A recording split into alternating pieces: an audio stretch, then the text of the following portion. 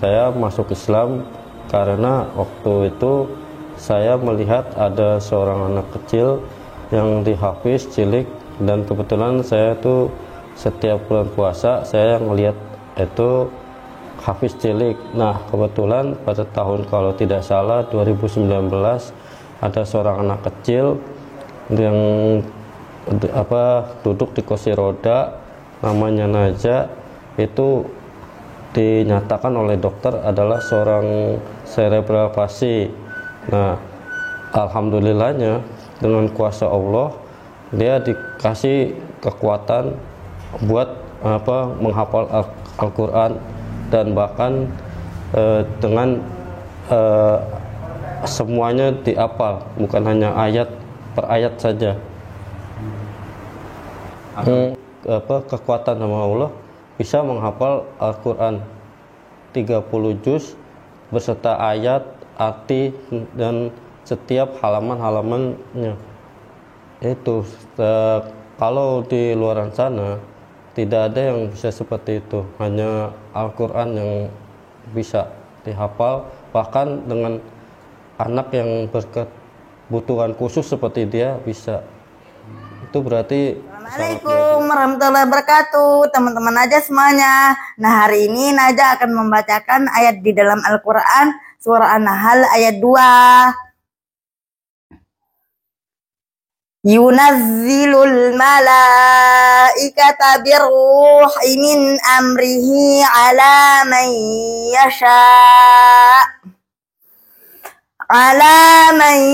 yasha'u min ibadihi an anziru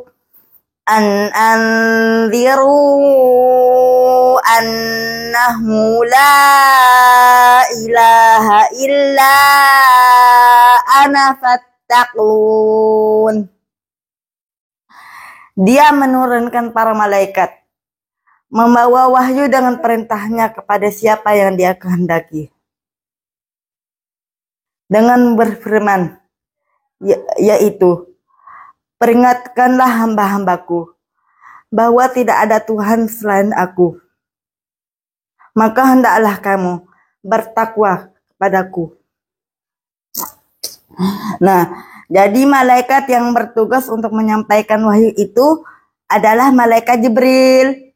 Nah, malaikat Jibril itu juga disebutkan di dalam Al-Quran sebagai Rahul Kudus.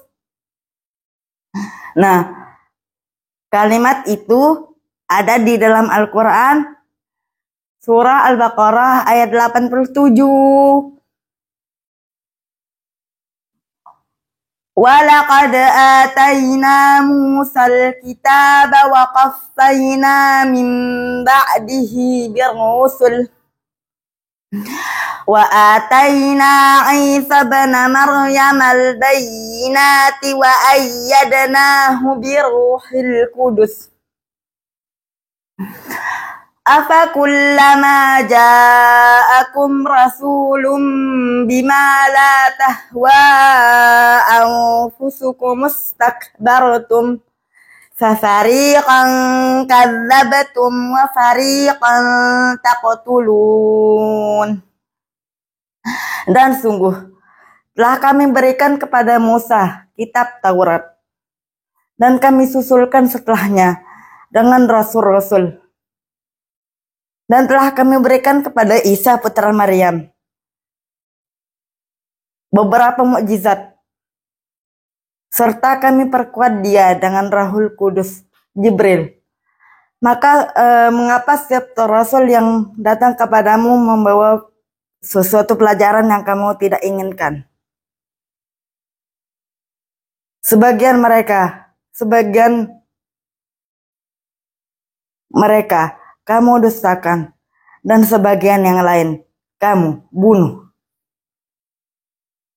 Nah, jadi malaikat yang diberikan julukan dengan Rahul Kudus itu malaikat Jibril, bukan Nabi Isa.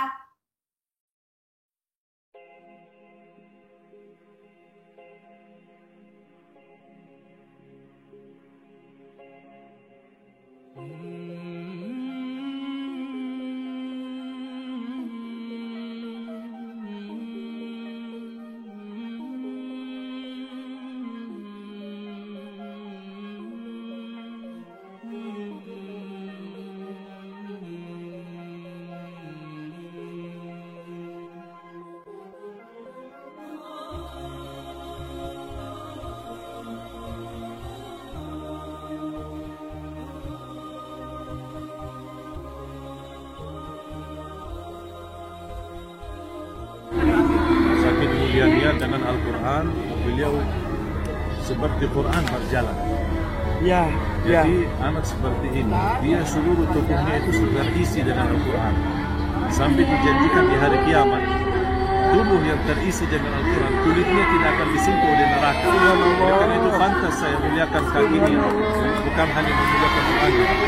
Dan dia jauh lebih hebat daripada saya. Saya aja yang sudah dari usia hafal Quran, tapi belum hafal sehebat belajarnya. Ya. Dan mudah-mudahan kita memuliakan mereka, mencium kaki mereka itu, mudah-mudahan Allah juga melipatkan kita mendapat syafaatnya mereka. Ya Allah, Syekh Ali Jaber begitu tawadu.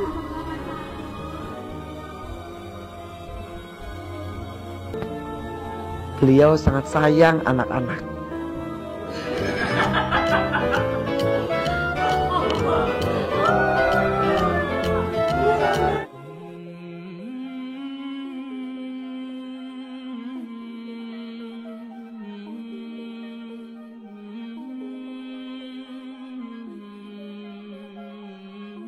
Warahmatullahi wabarakatuh.